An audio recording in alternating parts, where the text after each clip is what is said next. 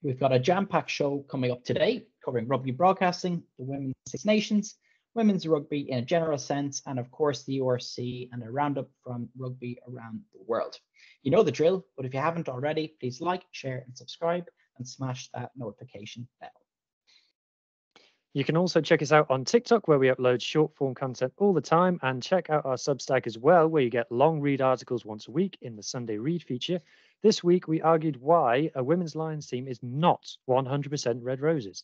So if you want to find that all out, it's in the Linktree link in the description box below. And now to introduce our guest for this week. We're very excited about this one. She's a Cardiff fan, but we'll forgive her. I think we've had 2 Cardiff fans on now, so that's definitely breached some kind of legal limit. And is double excited as well because she is in the broadcasting biz. Welcome to the show, Sian. Hello. It's really nice to be here. Thank you for inviting me on your really good show. We're absolutely delighted to have you. So we'll crack on with our rugby moments of the week before we chat a bit more about you. So my rugby moment of the week, everyone should have seen it by now, is Warwick Gallant's dummy against Leinster, where he absolutely sent 15 men and half the grandstand to the shops. Every time I watch it, it takes me by surprise. Like it's Ben Loader's run on the inside that really makes it for me, that he cuts inside, so you really believe it. And fair play to Gallant for backing himself and having the pace to finish in the corner and things. He actually just absolutely does them. So try of the season for me, one of my favourite tries of the season. What about you, mate? What was your moment of the week? Mine's a bit different, a bit out there. So obviously, and we'll get into it, there have been a couple of issues with Premier Sports since they've taken over from Viaplay. I was getting a lot of feedback online, and I was asking people for that feedback, to be honest, as well, just to try to figure out what exactly is going wrong. And got all that feedback and got in touch with the comms team from the URC and gave them the feedback, and fair play to them. They took it very seriously. I asked them initially just for contact within Viaplay who I could share this information with, and they said, no, look, we'll take care of it. And they did that. And then they followed up with me with the statement from Premier Sports, which I think was really refreshing and really good from them. I think it's really good to see, because obviously they're not happy with it. If fans can't watch content and if people are having content issues. So I think there was really, just a special shout out to the URC comms team for me. I think it was cool that, they're very approachable and they're taking this seriously and actually helping people out, because that's what we want to do here. We don't want to come on here and just bash broadcasters. That's the easy thing to do. We want to actually help them out and help the URC out. So that's what we're trying to do. What about yourself, Sian? And I hope I haven't butchered your name already, have I? No, not at all. My moment is actually from the Wales-Italy game on Saturday in the Principality Stadium. It was when Alicia Butchers made that break. It felt like she was galloping through open space for about half an hour. Time just stood still, and it was a bit of a great moment, because I think she's had quite a quiet Six Nations for line breaks. And it felt like that was a really nice moment for her. I'm a massive fan of Alicia Butchers. Didn't lead to a try, but I just felt that was a massive turning point. I just felt like, I felt we were really in this. So that was my moment, really. Yeah, fantastic. We're definitely going to talk more about that later on in the show. So going to do some listeners' moments of the week now. There are so many this week, I've had to lay them out in a bullet point table. So Kaylin says Dana O'Brien kicking Ireland to the 2025 World Cup. More on that to come. Maz, our friend Maz, says Raka scoring a hat-trick after the stick he's been getting off Claremont fans all season. Fantastic for him. Yeston says Rio Dyer leaving Connacht absolutely for dust. He says that's aimed specifically at Ender. He's targeting you there, mate. Leslie says Edinburgh winning at Cardiff. I think Sian's the one being targeted there. I think that's what Jade says Junkyard Dog, which I believe is the nickname for the Reds winger. Surname is Ryan. I don't know his first name. Scoring a hat-trick on his Super Rugby debut. His nickname is Junkyard Dog, and he scored hat-trick on debut, as they say down there. And then one of our South African listeners, who also listens to this Scoop pod, but he's got a complicated name for my UK dialect. So Umpu Melelo.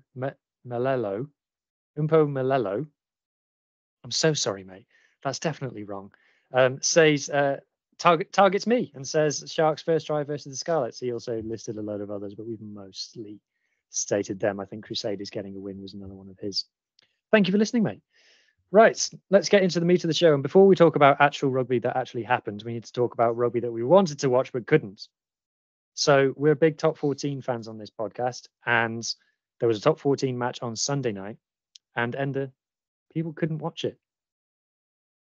Yeah, it was a bit of a strange one. So as I kind of mentioned at the beginning, there have been issues with Premier Sports, unfortunately, since they took over from Viaplay the rugby content started about 2 weeks ago. So the first issue really has been URC games, certain games. I think it's been a total of 2 now, haven't been broadcast online. And then, yeah, unfortunately, this past weekend, the Sunday night game wasn't shown on the app for quite some time. In Ireland, because it was broadcast on their linear channel, it was fine. There were absolutely no issues, but unfortunately, there was just no sign of it for a good while, for a good chunk of that first half. So I think that was definitely disappointing. But I think we'll probably get into it a little bit. I think, to be fair to Premier Sports, like it's not easy announcing that you're taking over from Viaplay in Q4 of last year and then launching a brand new app. You know, a couple of months later, there were always going to be, I think, teething issues. And I think even from your own experience here, isn't that right? Like things seem to be certainly better than the previous Premier Sports app. But I think it's just important here for people just to have a little bit of patience. And Sian, this is definitely something you can probably talk about. Like if there are issues with apps, there's a lot of work involved in fixing those. There's a lot of cost involved, and it can be quite complex. But I'm sure they're trying their best. They are, and as I said, they got back to the URC, which I then relayed out on Twitter. So I think that's definitely a positive sign. But again, it kind of goes back to something I mentioned on the Dragons Lair pod last week, was that, you know, it is difficult. Streaming, it's like satellite is still the best form of broadcasting live sport. And again, I think that was another pretty good example this past weekend. So yeah, I think people just hopefully have to just be a bit patient with them. And I'm sure they're taking that feedback on board. But yeah, it's been a bit of a shaky start. But look, I think it's positive that we have a broadcaster, that somebody came in, took over from Viaplay, and has taken over all the rights to the URC. So let's just maybe a bit patient with them. But if you do have any feedback for any of our listeners out there or any viewers, please get in touch, because I am sharing every bit of feedback I get with Premier Sports, in the hope that things will improve. So that's pretty much it for me in terms of that. Sian, from your experience at the BBC, I believe you're an engineer over there. Like, is this something you're not too surprised on in terms of, you know, difficulties with streaming? And do you know, could you tell us maybe a bit about how difficult it is to get it right and some of the issues that you guys might encounter? Yeah, I've been a test engineer for like over 10 years, not the BBC, just in software in general. And apps are really hard. Tech is hard. Websites are hard. I don't think people really appreciate how difficult getting apps are right, because I think they're quite easy to use often, or they're kind of easy to load, and there's a lot of background that goes into them, and there's a lot that can go wrong. Certainly at the BBC, I was saying earlier, we have quite a high standards of testing, and we do a lot of work on accessibility. We're really, really high on accessibility, which you don't often get in sort of like private companies necessarily, which is something I really like at the BBC. Obviously, I'm a bit biased. But yeah, getting tech right is really hard. It is really hard. There's a lot of teams involved. There's a lot of testing involved. There's a lot of development involved. It's just a lot of coordination, a lot of tech. The architecture often is, particularly I know here at the BBC, we're actually getting off a lot of old tech, because we've been around for so long now. We've had to be digital very early. So we've still got some very old architectural systems going on. And it's taking us years and years and years to get off those systems. And it's a really long process, really hard. And tech's always changing. It's out of date in, a week. It's last week's news. So there's so many challenges for tech companies. So I sympathize. I do. It is hard to get right. Is teletext and it's expensive as just love teletext. I absolutely love teletext. It's not going anymore, no. Oh. It's a shame. It was called Airtel over here. That's a bit. This is before the internet. Before the internet, I used to follow the tennis tour a lot, and I used to I'd be watching in inverted commas, CFAX, the latest scores, and I'd just be watching a screen tick over like this. Is like, oh yeah, it's before the internet. Bring it back. Yeah. So tell us a bit more about working at the BBC then. So you were sharing with us before we started recording a bit about, you know, BBC impartiality. Everyone who lives in the UK knows how much of a debate that is. How Yes. seriously do the BBC take impartiality? So we do take it seriously, and so I'm not a content producer. I'm a test engineer. But when I joined the BBC 2.5 years ago, I had to do impartiality training, and it felt a bit mad at the time because I was like, well, I'm just you know, working on the backside, the back end of the stuff. I'm not kind of working on the content producing. But they literally make everybody do it. So you can be David Attenborough and you'd have to do it. You could be, you know, Professor Alice Roberts, you have to do it. You'd be, you know, a journalist, you have to do it. Everyone has to do it. And I think that's so they can literally say that every single person does impartiality training. And yeah, there's a lot of that, and they talk about it in our it's on our core. I think on my pass here I've got trust, respect, accountability on my little charter. You know, that kind of stuff is really important to the BBC, and we do take it seriously. Yeah, you were telling us about like the standards that the BBC holds to itself, and you know, so like when it's putting out content, you talked about the accessibility and the content. Like it really comes across that the BBC, you know, it's obviously being a publicly funded broadcaster, just how holding itself to account it really does. Yeah, definitely. So when I used to work for a private software agency, we didn't really take accessibility. Well, we didn't even think about accessibility. It was all about how stuff looked. And that was a kind of a bit of a shock to the system when I came here. Because we actually do take accessibility seriously. That it's in our charter that we have to be able to provide services for everybody. So we can't produce, you know, an app or any content that digitally that someone who uses a screen reader might not be able to access. You know, so we take all of that really seriously. We test a lot for it. We design for it. It's built in for it from the start. Which it's one of the things I really liked one of the things I really like about working for the BBC, to be honest. And then bringing it back to the rugby coverage then. So the BBC has been broadcasting the Women's Six Nations, and it's been a mix between normal on telly broadcasting and iPlayer. So yes, some people have found that slightly frustrating. So talk us through the challenges of having to, you know, having a responsibility to broadcast so many sports and trying to accommodate women's sports now into the ever-growing picture. Absolutely. So I think what year would it have been? Not that long after I joined, I did like a little secondment with the BBC Sport team because I'm actually started work with BBC News, and then I did this little secondment with BBC Sport. And I was sat in this meeting, and they were just saying, "Yeah, this is our charter for the next couple of years, and we have this commitment to broadcasting and producing content on women's sport." And I felt really proud about that. I was like, I grew up with women's sport not being on TV or anything, so I kind of, this is amazing. But then I turned around and was just thinking, the challenges that we've got now is that we haven't had any license fee increases for quite a while, which is technically a decrease in our funding, and we've got to make a lot of difficult choices basically. So we've got this commitment to increase our coverage in one area, but we don't have the resources to cover everything. So I think it's the challenge of making those choices. What do we cover? And it's really hard. It's really hard to get that right. And, you know, we cannot literally please everybody. It's tough. It's really hard. Yeah, ITV have had to make a similar. Well, I don't think it's official yet, but the FA Cup final is going to clash with the Champions Cup final. ITV have the rights to both. It's expected they're going to bump the rugby to ITV4, but like from my perspective, I completely understand that. Like they got a huge viewership for the I think was it the same time between Man United and Coventry. I think they got not record viewers, but like I think it's one of their highest viewed games so far this year. So like obviously they have to make that decision.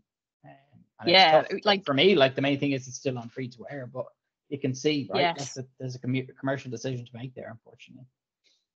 Yeah, it's really hard. I think I can't remember what tournament it might have been was it the Olympics, the last Olympics? And there were some complaints that the netball wasn't being shown. But again, it's like you don't have infinite resources. It's really hard, these decisions. I don't know how.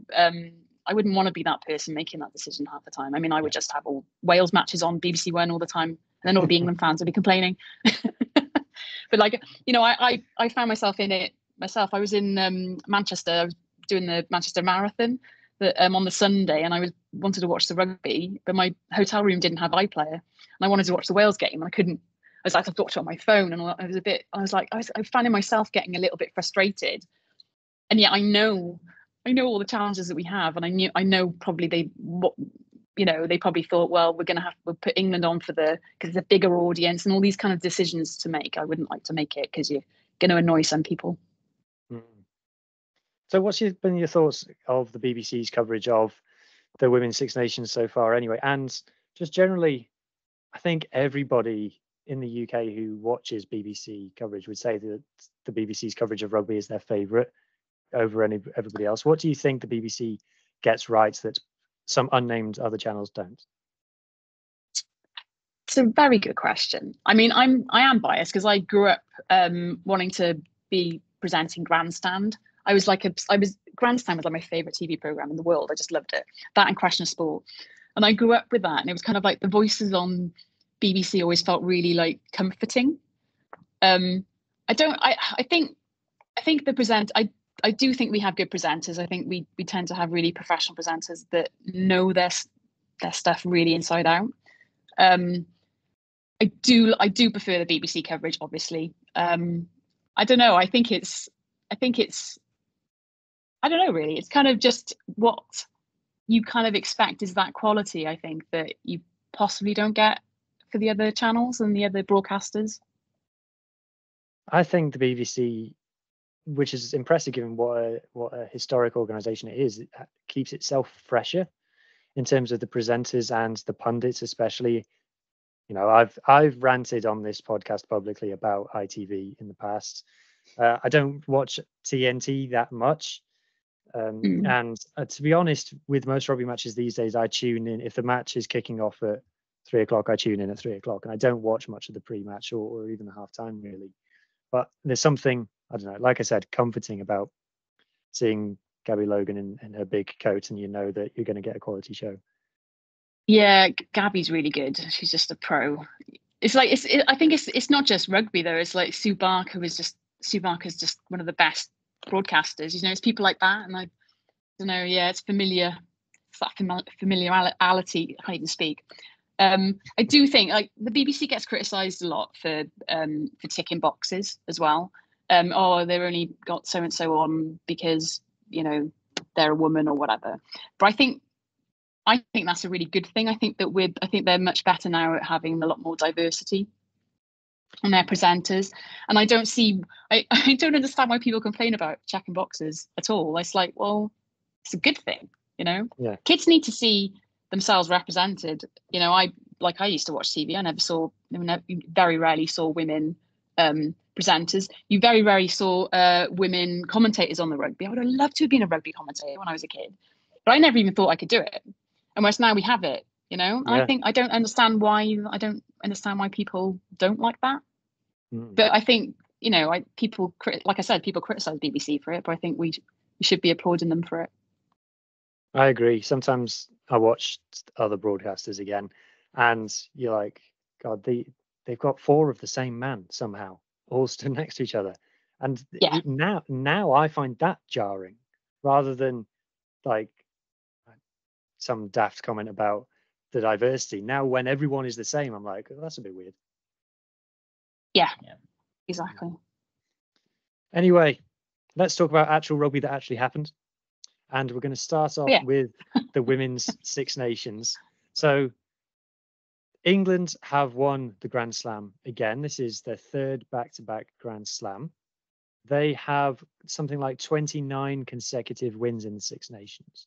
So when we talk about looking back to like the 2011 to 2015 All Blacks in the men's game, which we think of being as one of the dominant teams in the rugby union history, they never got to 29 back-to-back wins. Like, I know England obviously lost the World Cup final, which kind of takes the edge of dominance off it, but like if you take from 2014 to 2024, this was shared by Women's Rugby Data. England have lost in the Six Nations 6 games, and 3 of those were in 2015 when they sent all their good players to the Sevens. Yeah, it's mind-boggling. Yeah, like you can say, yeah, they're really good, but it doesn't even seem like it's meaningful anymore because they're just that good, if that makes sense. They are just really good. And I find myself now, I kind of don't really, it sounds a bit cruel, I just assume they're going to win all their games by quite a lot, and I find their games almost like a little bit boring. But I don't like saying it because it's sort of, I don't want to take away from the fact that they are brilliant. What do you think makes them so good for you? What's the standout quality? I mean, they definitely have, and they have had for quite a while, they've had all the resources, you know, and it's going to make a massive difference.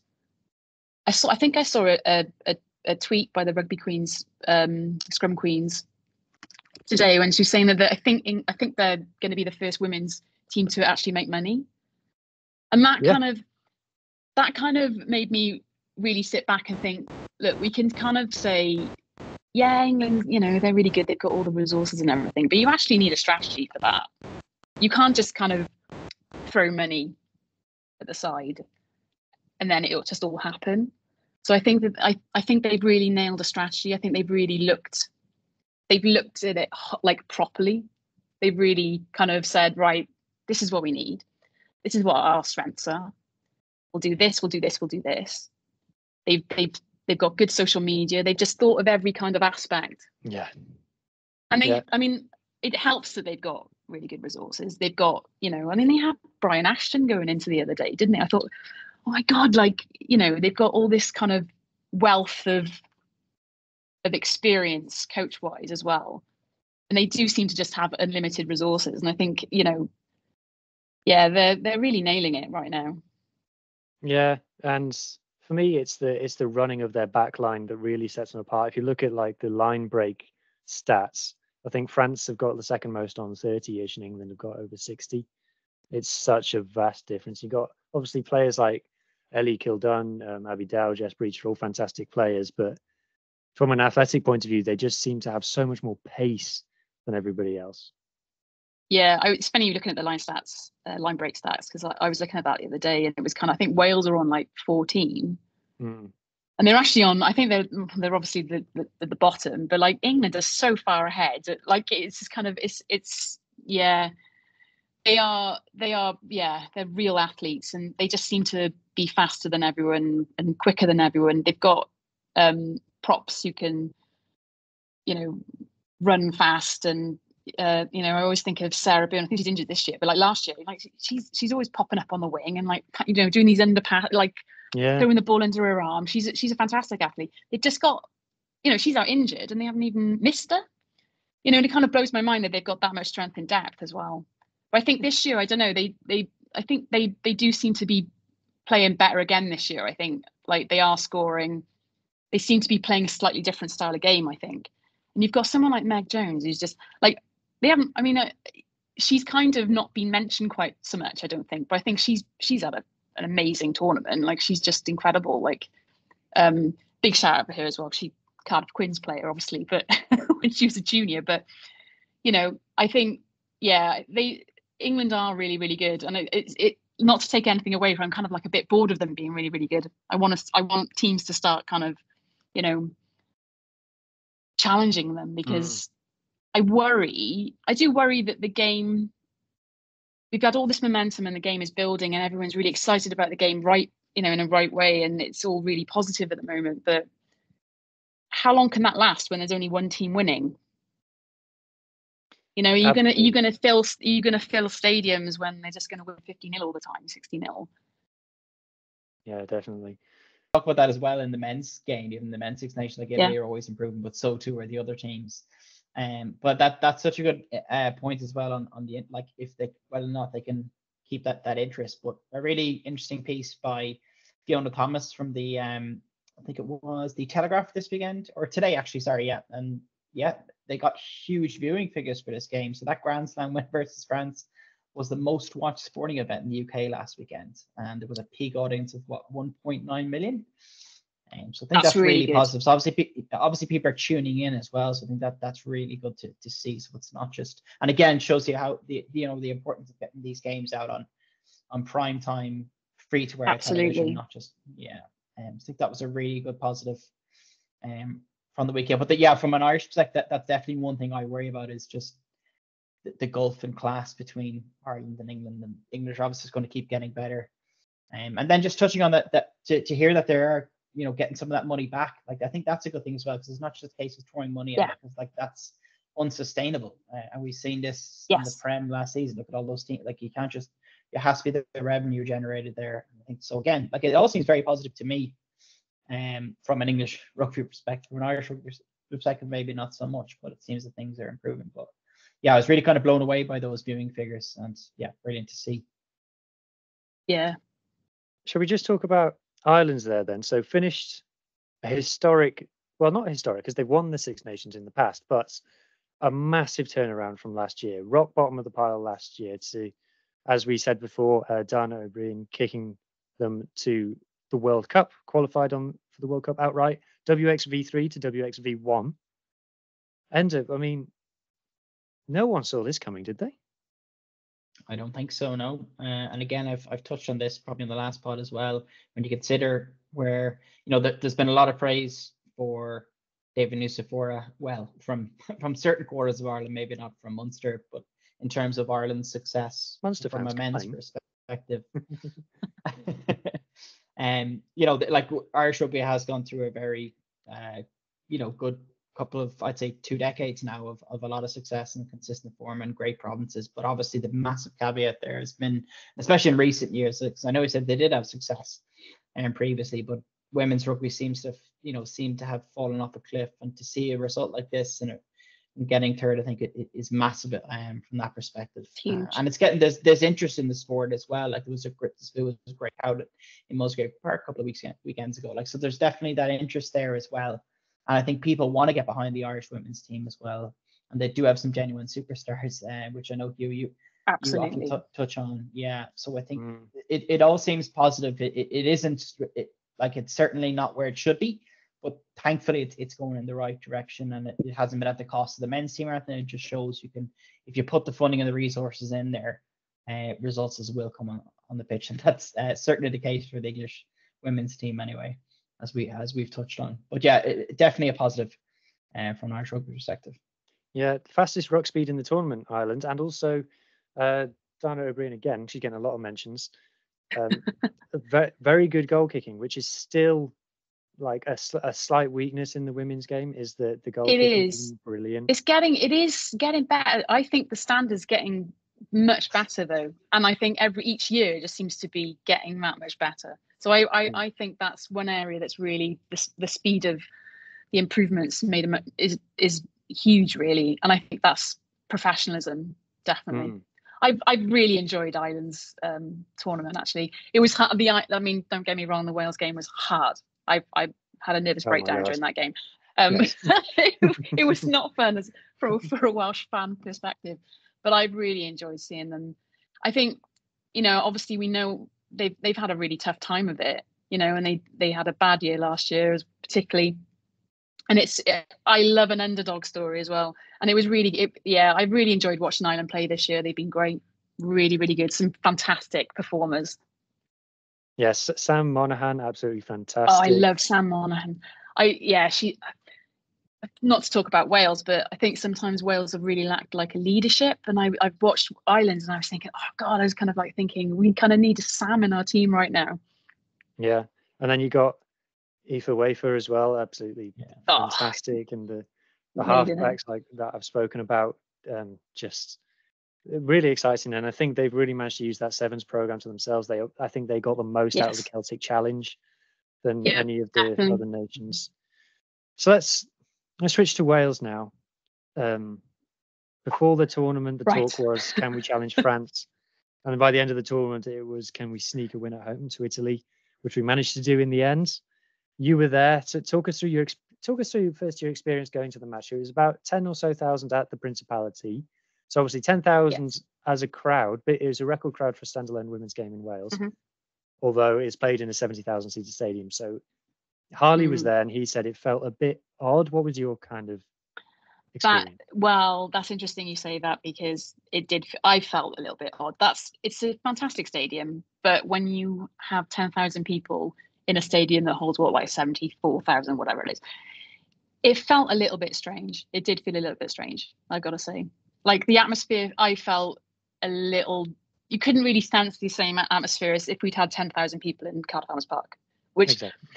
Would have made them, the atmosphere would have just blown off the roof. So yeah, it did feel a little bit odd. It did feel a little bit odd. But I would say that, unlike, because I went to the Scotland game as well, and it was interesting because we had a decent crowd at Cardiff Arms Park for that, but Wales walked out. And I remember saying to my sister, who I went to the game with, it's like, where's the energy here? It just felt a little bit flat. And that kind of summed up Wales for most of the tournament. They just seemed a little bit low energy. They definitely, you could sense they had a little bit more energy about them on Saturday. But I actually do think if the game had been played at Cardiff Arms Park, I think the home advantage would have, I think they would have made a little bit more of the home advantage. Because it kind of, for me anyway, it sort of neutralised the home advantage. They could have been anywhere, really.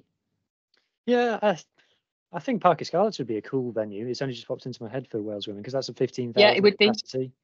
Yeah, and it's a very modern facility. It's more modern than Arms Park, obviously. Yeah.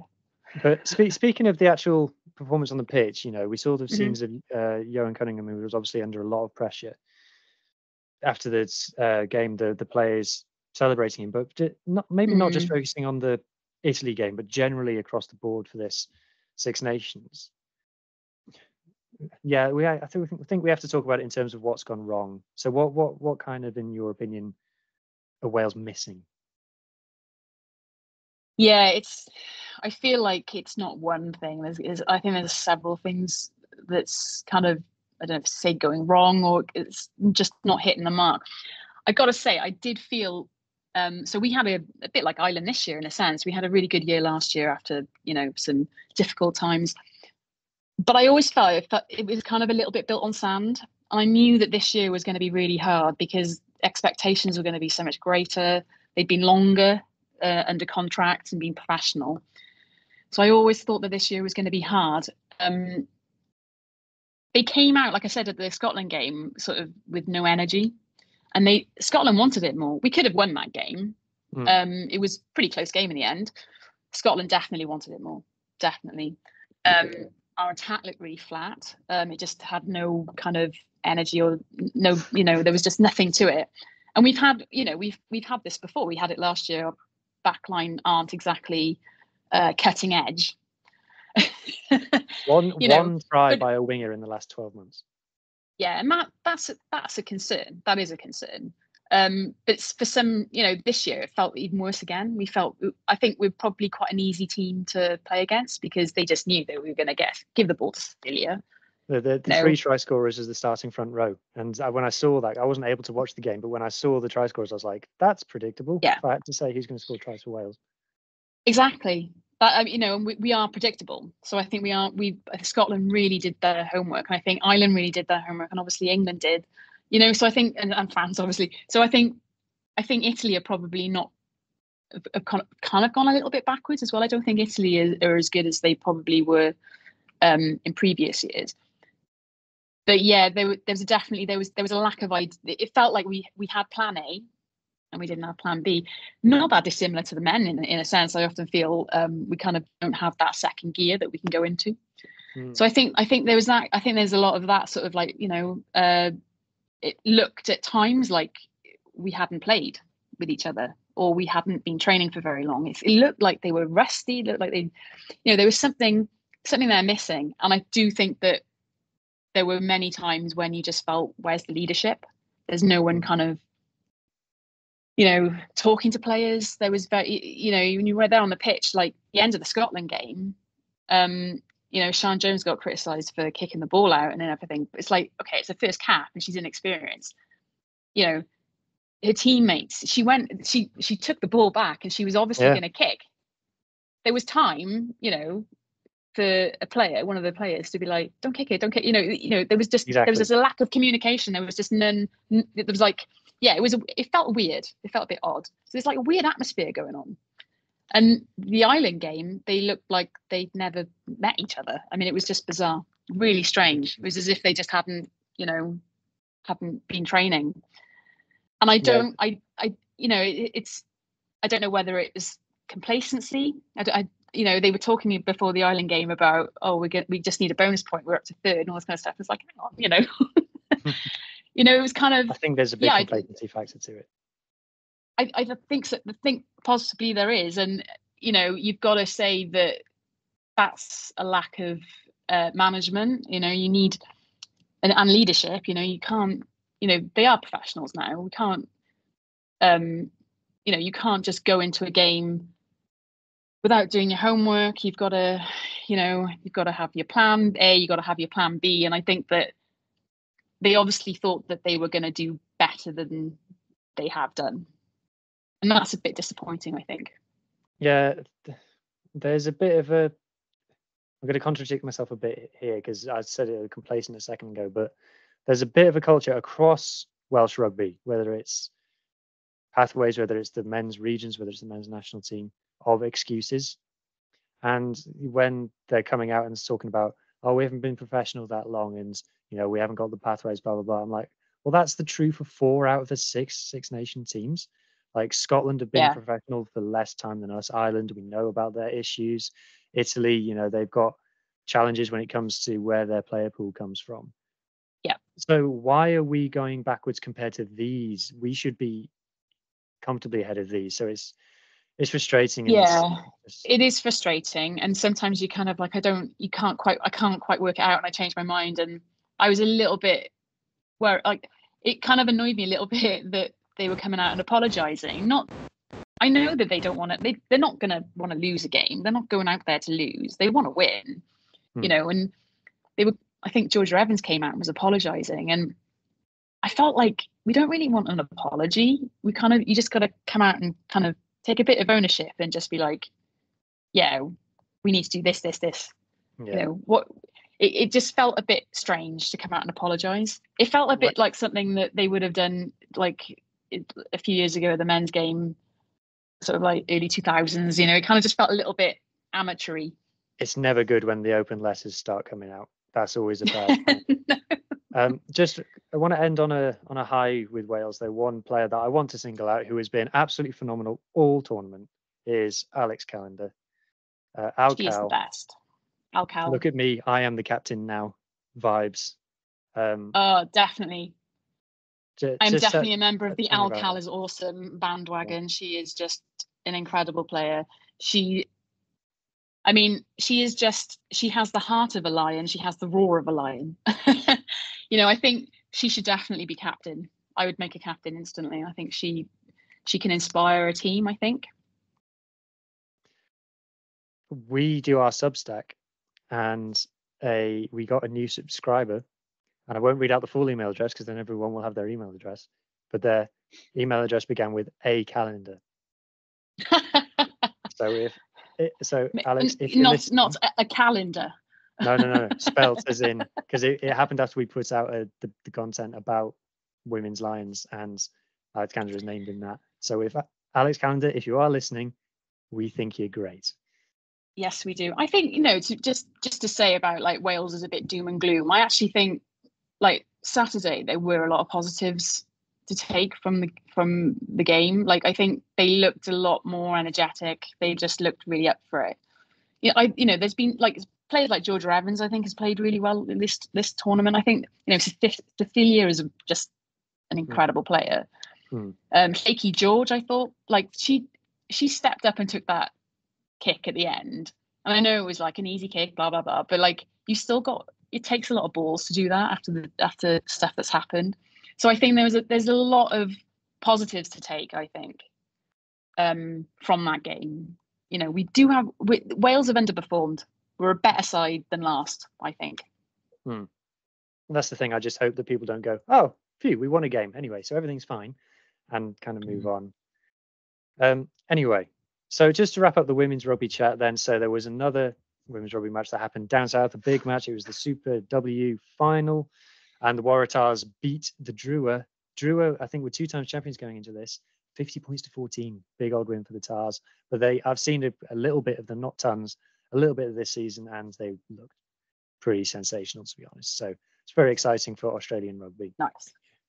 Anyway, let's move on now to the URC. So, Enda, Munster, 2 from 2 in South Africa. Not many people do that.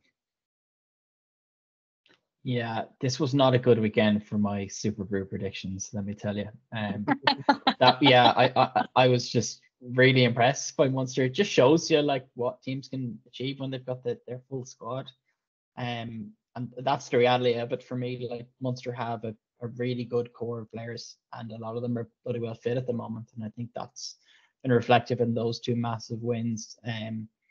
I don't think it's as obviously it's not as impressive as the win against the Bulls. You know, the Bulls' first loss against European opposition in Pretoria, which is just like, it's mad that they've managed to do it. But now that they've backed this up and gone to the Lions, who were just after beating, you know, a depleted Leinster side, but it was still a win. I think was highly impressive.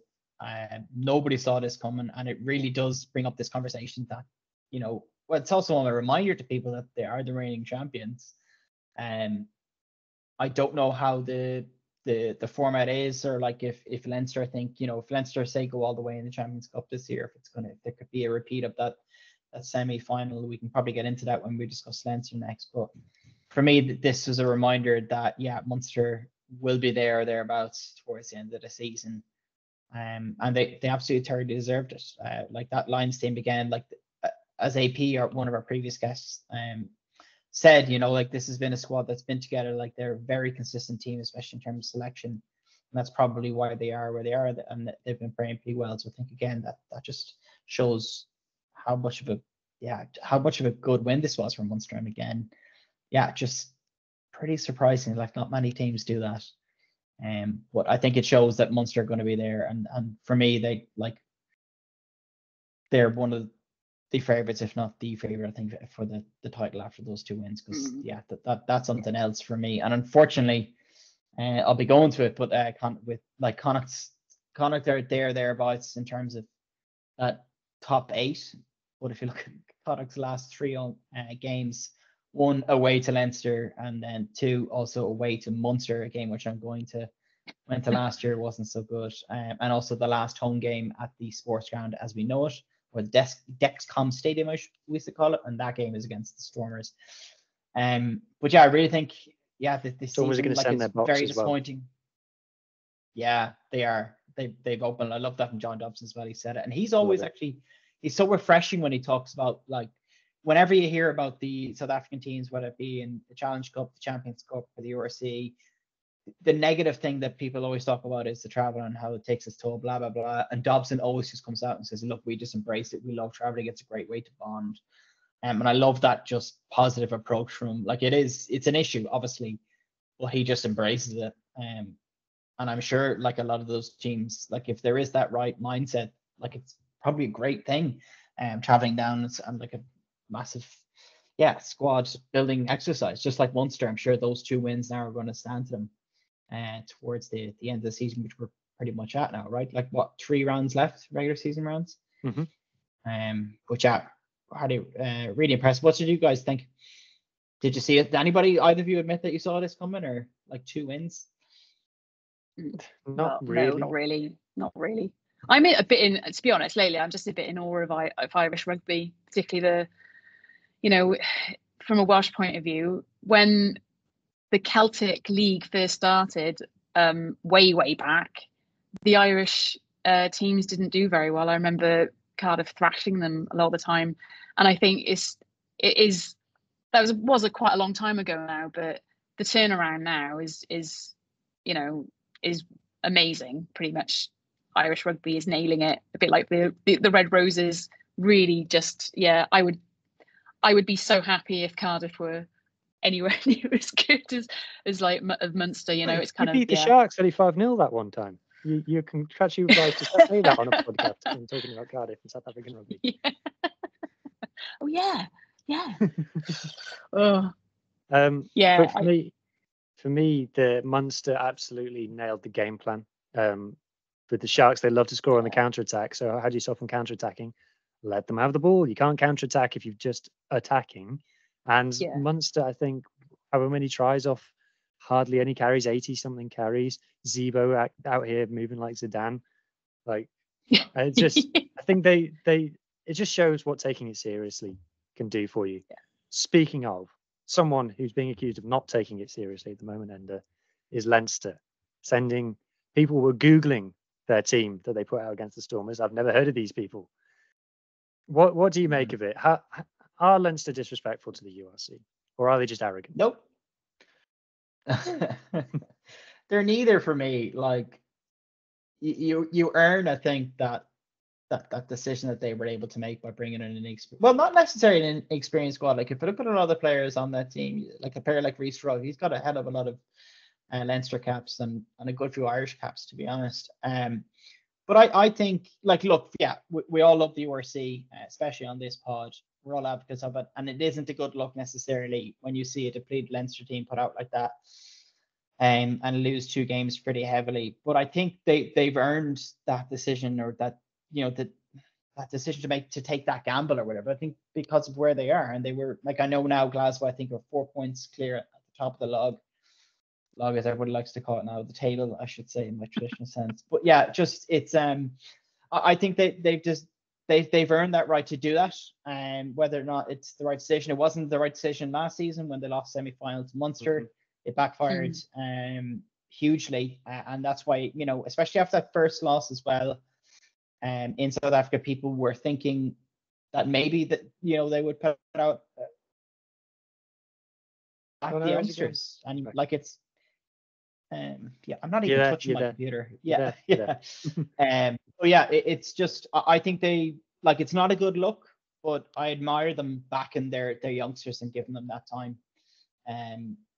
What I just hope, I think, let's just again take a step back and look. Like, what we also want to see, I think, from a tournament is young players get exposure. Yes, we want to see the best players play week in, week out, but I think what makes the URC a bit different to other tournaments is that we do get to see squads play when the internationals are away, and I think that's exciting, and it gives players an opportunity to impress, and I think that adds a bit of interest to it, and let's maybe embrace it. But the one caveat that is, I hope it's not. I think when it gets to knockout stages like last year, I hope we don't see a repeat of that. Like, I think that was really disappointing, especially from your perspective, not seeing Leinster put out their first squad. But look, it's the reality of the way the structure is, and Champions Cup in Ireland is the pinnacle. We need to give players rest and player welfare and all that. So there's so many different factors. But for me, they're not disrespecting tournament. They entered this weekend's top of the log, and I think they deserve to take that risk. And no, I agree. I was being a bit spicy with my question. I agree. They've earned it. When you're the top dog, you get to do what you want, and I think that's fair. Someone who wasn't the top dog this weekend was the Ospreys. They got absolutely destroyed by the Bulls. The back three of Willie LaRue, Curtly Aronson, and Caelan Moody absolutely destroyed. Like, Ospreys' top tackler was Keelan Giles. So that tells you where the Bulls were attacking. Sian, are you one of the Welsh fans who supports all the regions, or are you Cardiff or die? A good question, right? Now, I like to see all the Welsh regions do well. But if you'd asked me this, 20 years ago, when the regions were starting and all that kind of stuff, no. But now I do like to see. I don't like to see any of the Welsh regions lose. Obviously, when it's Cardiff are playing Dragons, it's it's war, and Scarlets as well. That's different. Yeah. No, you're a nice person. I like to see the discussion. But we're going to talk about what happens to the Scarlets most weeks. I mean, I'm very much punching up, guys. Really. Let's talk about Cardiff. Yeah. Anyway, and let's get into rugby around the world then. Yep. Okay. Let's start off in the Southern Hemisphere with Super Rugby Pacific. The Hurricanes lost which is a big surprise. Their first loss of the season, lost away to the Brumbies. Their lead over the Blues is now cut to 1. And in other news, the PG and Drua won the Clash of the Pacific against Moana. Then moving to Japan Rugby League 1, another 60-point loss for Honda Heat from Kubota, I should say. Wales fullback Liam Williams scored a try. Shout out Liam Williams and Scarlets. The big game of the weekend saw Lupus beat Sun Goliath to strengthen their grip on second place. Bottom side liners picked up a rare win over the Black Rams. What's going on in the wonderful world of Super Rugby Americas, Hugh? So Yacare, who are from Paraguay, beat Dogos from Argentina in the big shock of the weekend. So the two Argentinian teams looked like it was a dogfight. Haha, do you get it, Dogos? Between themselves for the title. But no, Yacare did a job on them. And champions Peñarol beat American Raptors. Then we move into the top 14. Biggest result of the weekend probably was Perpignan beating Montpellier in the big, as it were, six-pointer relegation battle. Montpellier now still in the access game playoff. And if I can finally get my act together, we might actually see on the Pirate Rugby YouTube a video about Montpellier this weekend, as long as I actually write the script. Also, we've had a message from our friend Maz to point out that Racing 92 are shit. And she asked me specifically to say that on the pod. Also, Stade Francais got battered by Clermont, which doesn't happen very often. Clermont down the table, Stade Francais were at the top. So that's a big surprising result. It's all happening in the AIL at the moment, mate. Yeah, historic day on Sunday where both the men's and the women's finals were held at the Viva Stadium, and there was free-to-air coverage on TG Car, and it was also shown worldwide on their player. Great day, great occasion. I think it was over 7,000 in for the men's game. Not sure the figures for the women's game, but I don't know if anybody caught the women's game. It was an absolutely cracking game. UL Bows were victorious over Railway Union, and then in the men's, Cork Con won in the Division 1A. They beat last year's champions Terranure in another cracking game. But yeah, brilliant occasion. The AIL is certainly there seems to be a lot of focus on it at the moment, and a lot of positive news stories coming out about it. So yeah, a good day all around for the AIL. Moving then to the English Premiership, Bristol won away against Leicester in probably the biggest upset of the weekend. And now the Tigers are down in 8th. Saints are still top despite their loss against Quins. We had no English Championship games, but there was plenty of MLR action. So the goddamn Sabercats beat San Diego 33-0. And Free Jacks beat LA to stay top of the Eastern Conference. And Seawolves kept the pressure on. Hugh, what's going on in the Welsh Prem? So we're into dead rubber time of the season. The playoff spots are completely wrapped up, but Carmarthen Quins absolutely battered Neath, 52 points to 7. Scarlets and Wales under-20s scrum half Archie Hughes with the first half hat trick, and his Scarlets teammate Charlie Titcombe kicking the goals as well. Sian, you were telling me that you do occasionally follow the Rags. It feels like that the Cardiff RFC in the Premiership is the most followed team by the regional crowd. What's special about the Rags? It's a really good question. I think it's because it's the traditional blue and blacks. I think I really don't know. I think it's that classic kind of.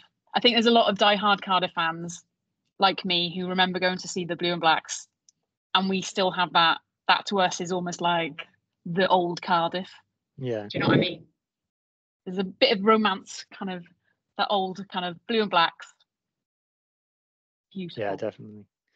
Okay, so we'll go into and finish up with the Rugby TV guide. So, Enda, you were tweeting there's some exciting news for people who don't have a TNT Sports subscription this weekend. Yeah, some great news, and this is on the back of some other great news from we'll call it free to air. I know it's not exactly on a linear channel, but TV5 Monde, who are a French broadcaster, and they do it most seasons. But last week, as I mentioned on the Friday Breakfast Pod, they announced that they're showing 10 top 14 games for free. So basically a game from this past weekend right up until the end. They're also showing all the playoff games, semi-final games, and the final, all available on their app for free. So I think that's really cool. But also, we were able to confirm yesterday that they're also showing this weekend's Challenge Cup semi-final between the Sharks and Claremont, and also the Toulouse v Harlequins game in the Champions Cup. Nice. And I also believe that they're going to be showing the final. Now it's in French commentary, but I think a lot of our listeners and viewers actually might prefer that to certain. It makes you feel really sophisticated. It makes you feel. It makes me feel clever. Yes. If you sat there with a glass of red or something and you're watching glass of wine, yeah. French telly, and now those amazing like French camera angles as well are going to be massive. Yeah. That French. They player love and a that love commentary. a classy angle, don't they? The French TV. The Do- directors, they just go to town. I love Is it. that ever an issue? I don't know if you know, but like when the BBC has to use the French feed, is there ever a kind of like a communication breakdown? I have no idea. Okay. Well, just go, you can, if it doesn't just show rugby, it's not just a rugby app. It's just like watch French telly on TV5 Mon. I've got it on now. Yeah, it's really it's really good news as well. That's really good. Like I couldn't Makes you get feel over really the clever. traction. But I couldn't get over the traction as well that I got. Like people were absolutely delighted with this news, and I didn't think it would. Like I think the one about the top 14 got like some like 82,000 views on Twitter, which is just it's good to Oh see. wow. So obviously there's a lot of interest there because I think like a lot of people love the top 14, but they might not have a Premier Sports subscription. So I think again it's good for the top 14. It's good for us over here on this side of the world. Also, I was listening to the rugby pod again this morning. It seems like Chasing the Sun is very, very close to getting a broadcaster. Apparently they're getting the licensing deal done. Again, no rumors yet. My prediction is Sky, but we'll see what materializes. And then if you want to hear the full TV guide, please tune in to our Friday morning breakfast pod. But just to give you a flavor, we got Champions Cup, Challenge Cup, Super Rugby, Super Series Sprint, MLR, Japan Rugby League 1, loads coming up this weekend, and we'll have the full guide out for you guys on Friday. That's it from me from a rugby broadcast and TV guide perspective. Over to you, Hugh. Any final words? No, just keep your eyes peeled for all the latest. So if anybody is an audio only listener and doesn't go on the YouTube, just to let you know that we do videos every Saturday, which is a shorter video, like a 3-minute video on any given topic of the week. We did one on the Crusaders falling apart this season, although they now sadly look like they're putting themselves back together again. And there'll be more coming up. So if anyone's not aware of that series, keep an eye out. And remember to just follow all of the links in the link tree down below. Sian, thank you so much for coming on. It's been absolutely class. I'm sure that you're going to get booked for more podcasts off the back of this. Oh, I hope so. I've really enjoyed it. It's been awesome. Fantastic. Well, Thanks very much. We really do hope you come back on as well. We say this to all our guests, but like genuinely, we really, really hope you come back on. You actually really mean it enjoyed for that. me, basically. Is that what you're saying? No, I really Well, loved just it. from the rugby talking broadcasting perspective. Yeah. Rugby, honestly, I've been into rugby. I think my earliest memory was Wales coming third in the 1987 Rugby World Cup. Rugby is literally in my DNA. So it's just basically talking about my favourite thing. That's what we say to all our guests when they come on. They're like, I don't know if I can talk about it. And like, trust us. Which is exactly what I said. What do you do all weekend? Yeah. Anyway, I think we should end it there then, everybody.